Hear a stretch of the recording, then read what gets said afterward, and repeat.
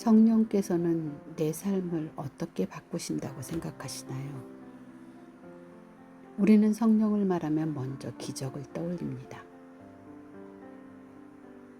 낫지 않던 병이 낫는 일, 놀라운 능력, 특별한 체험을 생각합니다. 하지만 사도행전 6장은 전혀 다른 곳에서 성령의 말씀을 시작합니다. 기적이 일어난 곳이 아닙니다. 교회 안에 생긴 갈등 가운데 성령님을 말합니다. 교회 안에 불평이 생기고 사람들 사이에 오해가 생기고 공동체가 흔들리기 시작합니다. 이때 하나님은 그 문제를 단번에 없애지 않으십니다. 대신 그 문제 속에서 사람들을 변화시킵니다. 바로 이것이 사도행전 6장이 우리에게 보여주는 성령의 역사입니다.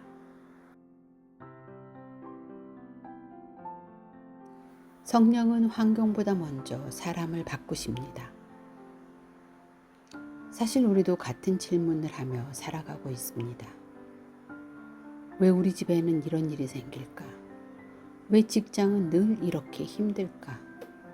사람 때문에 너무 지친다. 이럴 때 우리는 환경이 바뀌기를 기도합니다.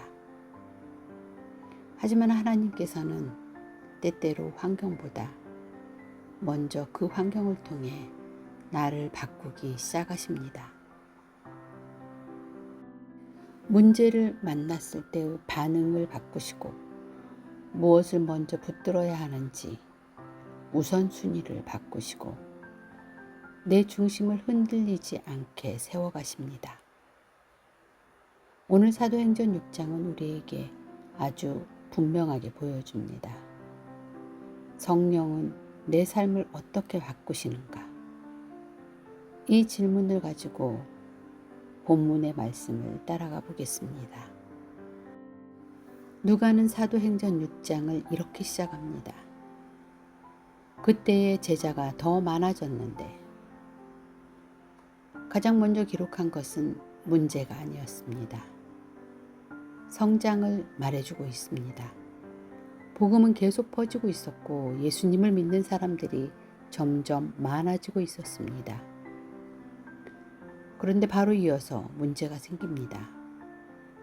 헬라파 유대인들이 자신들의 과부들이 메이르 구제에서 소외되고 있다고 불평하기 시작합니다.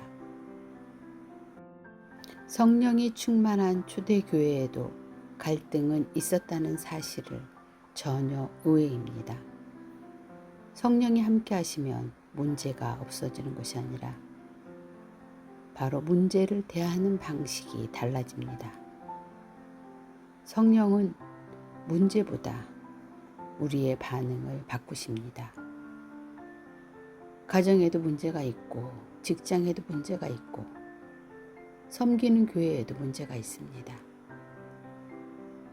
중요한 것은 문제가 생겼느냐가 아닙니다. 그 문제 가운데 그 순간에 나는 어떤 사람이 되는가입니다. 화를 선택하는 사람도 있고 상대를 탓하는 사람도 있고 아예 관계를 끊어버리는 사람도 있습니다. 하지만 성령께서는 먼저 우리의 반응을 바꾸십니다.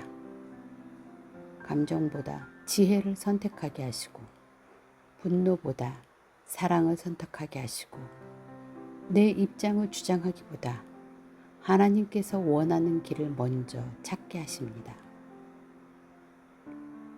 그래서 성령이 역사하시면 같은 문제를 만나도 전혀 다른 결과가 만들어집니다. 누가는 지금 갈등 자체를 말하려는 것이 아닙니다. 갈등 속에서도 하나님께서 공동체를 어떻게 이끌어 가시는지를 보여주고 있습니다. 우리도 삶에서 문제를 만날 때마다 이렇게 질문해 보면 좋겠습니다. 이 문제를 없애달라고만 기도하고 있는가? 아니면 이 문제 속에서 성령께서 내 안에 무엇을 바꾸시려는지 바라보고 있는가? 이 질문을 붙드는 순간 문제는 단순한 장애물이 아니라 성령께서 나를 빚어가시는 자리가 될 수 있습니다. 문제가 생기자 사도들은 모든 제자를 불러 모았습니다. 그리고 이렇게 말합니다. 우리가 하나님의 말씀을 제쳐놓고 접대를 일삼는 것이 마땅하지 아니하니. 이 말씀을 오해하면 안 됩니다.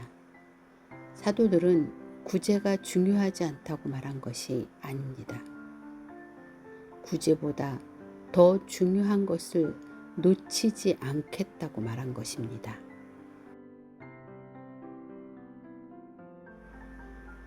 성령은 우선순위를 바꾸십니다. 우리의 삶은 대부분 나쁜 일 자체 때문에 무너지지는 않습니다.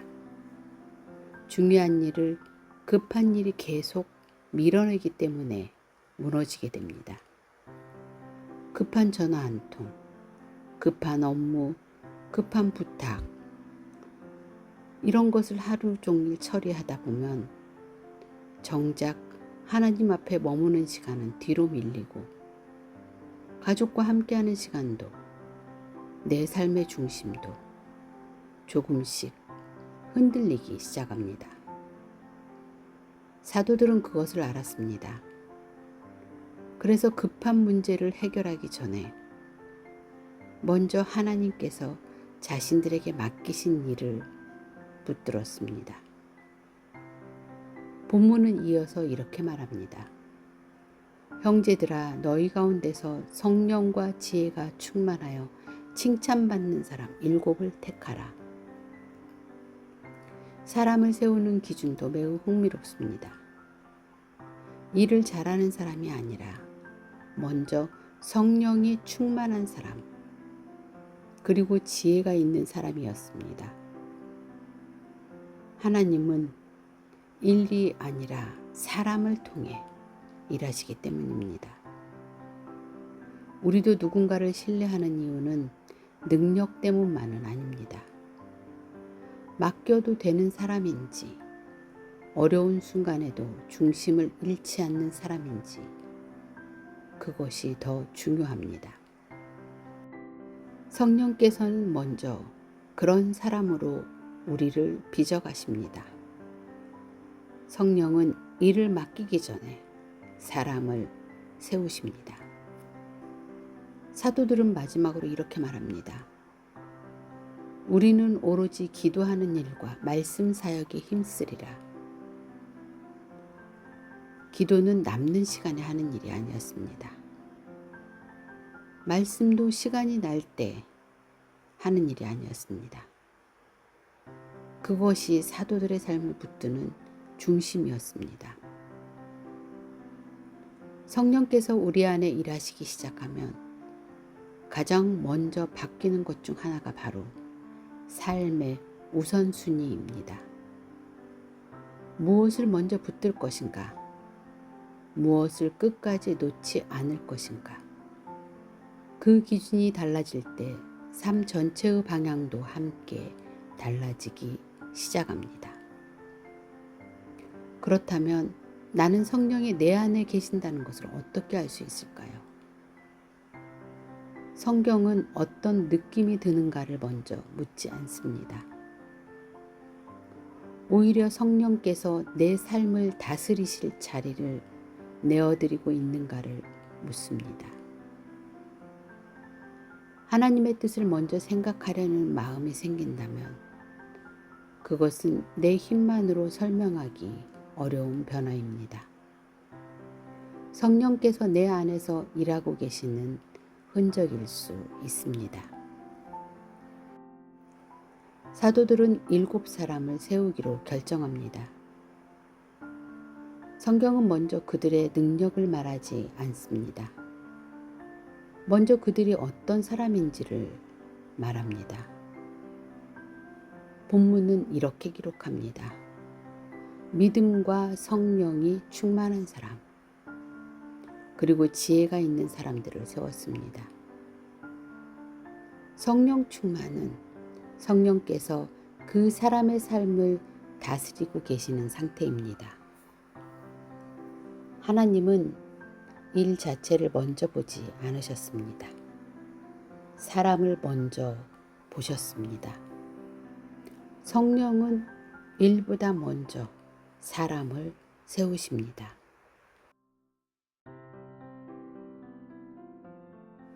우리는 종종 이렇게 생각합니다. 더 많은 능력, 더 좋은 환경, 더 큰 기회가 오면 그때 하나님께 쓰임받을 것이라고 말합니다. 하지만 사도행전 6장은 순서를 바꾸어 보여줍니다. 성령께서는 먼저 한 사람의 중심을 세우십니다. 그리고 그 위에 맡겨진 일이 더해집니다. 그래서 하나님께 쓰임받는 삶은 큰 일을 해서 만들어지는 것이 아니라 먼저 성령께 다듬어진 사람으로 살아가면서 시작됩니다. 우리의 일상도 다르지 않습니다. 가정에서도 직장에서도 사람들은 우리가 얼마나 많은 일을 하는지보다 어떤 사람인지를 먼저 만나게 됩니다. 말 한마디, 약속을 지키는 태도, 상대를 대하는 마음, 이런 작은 모습들이 결국 그 사람을 말해줍니다.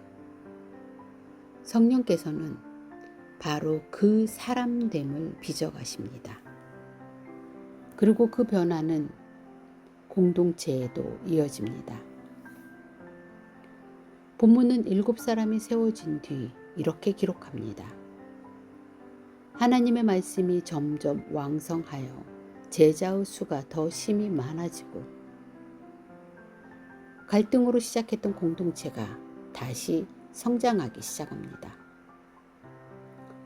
환경이 먼저 바뀌어서가 아닙니다. 성령께서 사람들을 세우셨기 때문입니다. 성령은 한 사람을 세워 공동체를 살리십니다. 7사람이 세워진 후 누가는 그 가운데 스데반에게 시선을 모읍니다. 본문은 스데반을 이렇게 소개합니다. 은혜와 권능이 충만하여 큰 기사와 표적을 민간에 행하니. 하지만 사람들은 스데반을 그냥 지나치지 않았습니다. 그를 반박하려 했고 논쟁을 걸었습니다. 왜 그랬을까요? 스데반의 말이 특별해서가 아닙니다. 그의 삶이 이미 하나의 증거가 되었기 때문입니다.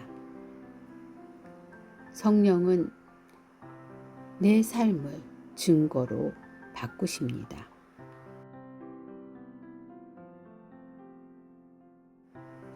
본문은 이어서 이렇게 말합니다. 그가 지혜와 성령으로 말함을 그들이 능히 당하지 못하였다. 성령께서 주시는 지혜는 사람을 이기기 위한 말솜씨가 아닙니다. 진리를 살아낸 사람에게서 자연스럽게 흘러나오는 말입니다. 그래서 힘이 있습니다. 우리도 살아가면서 무언가를 증명하려고 애쓸 때가 많습니다. 내가 옳다는 것을, 내가 괜찮은 사람이라는 것을, 내가 인정받을 만한 사람이라는 것을 보여주려고 합니다. 하지만 성령께서는 다른 길을 보여주십니다. 삶이 먼저 바뀌면 말에는 자연스럽게 무게가 생깁니다. 억지로 설득하지 않아도 삶이 먼저 말하기 시작합니다. 가정에서도 직장에서도 사람들은 우리의 말을 오래 기억하기보다 우리의 삶을 더 오래 기억합니다. 성령께서는 우리의 입술만 사용하시는 것이 아니라 우리의 삶 전체를 복음의 통로로 빚어가십니다. 성령은 말보다 먼저 삶으로 증거하게 하십니다. 스데반의 말을 반박할 수 없었던 사람들은 결국 다른 방법을 선택합니다. 본문은 이렇게 기록합니다. 사람들을 매수하여 말하게 하니 진리를 이길 수 없자 거짓으로 사람을 무너뜨리려 했습니다. 스데반은 순식간에 죄인처럼 공회 앞에 서게 됩니다. 억울한 상황입니다.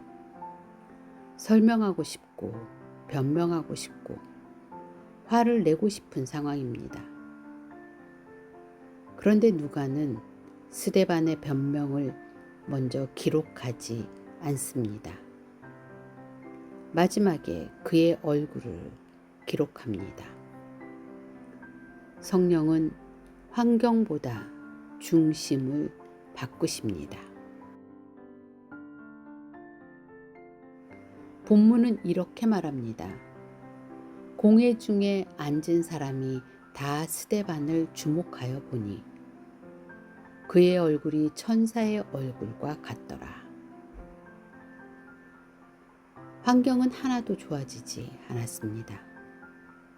억울한 일도 그대로 있고 거짓 증인도 그대로 있고 공회도 그대로 있습니다. 그런데 한 사람은 달라져 있습니다. 스데반입니다. 누가는 말보다 먼저 스데반의 얼굴을 기록합니다. 성령은 얼굴에도 삶에도 드러납니다. 우리도 살다 보면 이런 순간을 만납니다. 내 잘못이 아닌데 오해를 받을 때가 있습니다. 진심을 다했는데도 인정받지 못할 때도 있습니다. 예상치 못한 어려움이 갑자기 찾아오기도 합니다. 그때 우리는 쉽게 이렇게 하나님을 찾습니다. 환경을 좀 바꿔주세요. 물론 하나님께서는 환경도 바꾸실 수 있습니다. 하지만 사도행전 6장이 먼저 보여주는 것은 성령께서는 먼저 사람을 바꾸신다는 사실입니다. 두려움으로 흔들리던 사람이 담대해지고 분노에 끌려가던 사람이 평안을 선택하고 사람들의 시선에 묶여있던 사람이 하나님의 시선을 바라보게 됩니다. 이것이 성령께서 하시는 일입니다. 환경이 먼저 바뀌어서 평안해지는 것이 아니라 평안을 주시는 성령께서 내 안에 계시기 때문에 환경 속에서도 흔들리지 않는 것입니다. 성령은 내 현실보다 내 사람됨을 먼저 바꾸십니다. 사도행전 6장은 우리에게 한 가지를 분명하게 보여줍니다. 성령께서는 단순히 능력을 주시는 분이 아닙니다. 문제를 만났을 때 반응을 바꾸시고 삶의 우선순위를 바꾸시고 한 사람의 사람됨을 세우시고 삶을 통해 하나님을 드러내게 하시고 마침내 어떤 환경 속에서도 흔들리지 않는 중심을 만들어 가십니다. 말은 그대로인데 말하는 사람이 달라지면 그 말의 무게감도 달라집니다. 같은 일을 해도 사람이 달라지면 결과도 달라집니다. 그래서 오늘 우리의 질문에 대한 답은 이것입니다.